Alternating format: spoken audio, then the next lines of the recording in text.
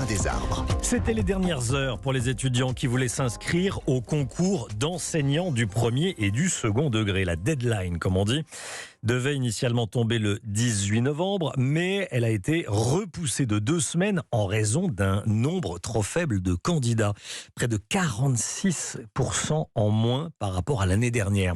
Une mesure exceptionnelle qui annonce peut-être une pénurie importante de profs, de professeurs à la rentrée prochaine. Écoutez ce reportage européen de Louise Salé devant l'Institut national supérieur du professorat et de l'éducation à Paris, là où sont formés les futurs enseignants de la capitale.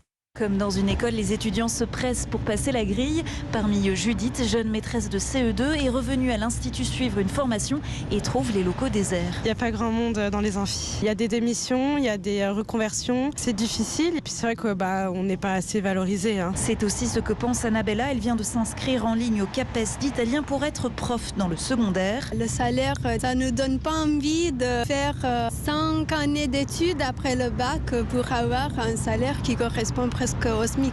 Antoine enseigne en primaire. Il a réussi le concours l'année dernière. Il y avait 219 postes ouverts pour Paris. Aux épreuves orales, on était 180 et on a été 150 à être pris. Donc en soi, il faut le calcul, ça fait 79 postes qui n'ont pas été pourvus. En plus de ça, les conditions ont été modifiées. Maintenant, il faut être en M2. Donc ça rajoute des difficultés pour accéder à ce concours-là. Avant, les étudiants passaient leur concours à la fin du M1. Ils étaient donc fonctionnaires rémunérés à temps plein en M2.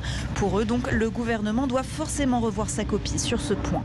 Louise Salé, voilà, M1 et M2, c'est-à-dire Master 1 et Master 2. Il manque donc des professeurs et il en manquera probablement à la rentrée prochaine.